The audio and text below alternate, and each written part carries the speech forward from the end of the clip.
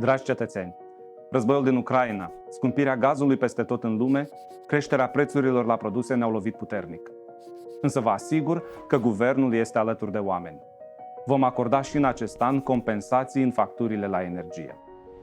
Pentru asta am alocat mai multe resurse financiare față de anul trecut.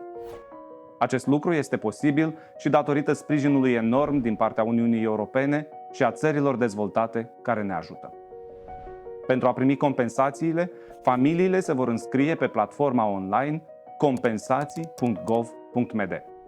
Pe această platformă veți găsi și criteriile detaliate privind atribuirea categoriei de vulnerabilitate energetică.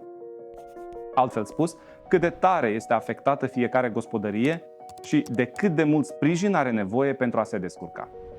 Vă îndemn să vă înregistrați pe platforma online pentru ca guvernul să vă poată ajuta la plata facturilor. Puteți cere sprijin pentru înregistrare pe platformă la asistenții sociali din comunitate, la bibliotecari sau la cei dragi. Pe cei mai tineri îi rog să-și ajute părinții și bunicii să se înregistreze pe compensații.gov.md.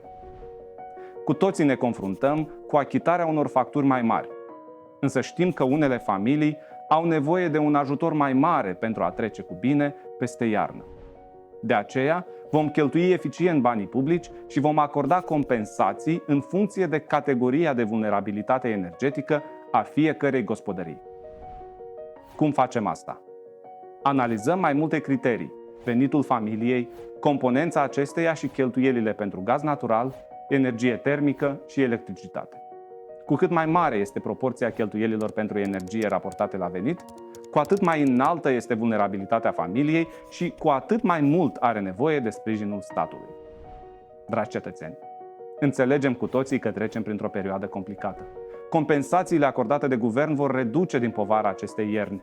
Vom ajuta oamenii cât de mult putem, însă, totodată, vă îndemn să aplicăm și măsuri simple de economisire a energiei. Este nevoie de responsabilitatea fiecăruia dintre noi, de solidaritate și de ajutor reciproc. Suntem pregătiți să trecem cu bine peste iarnă împreună.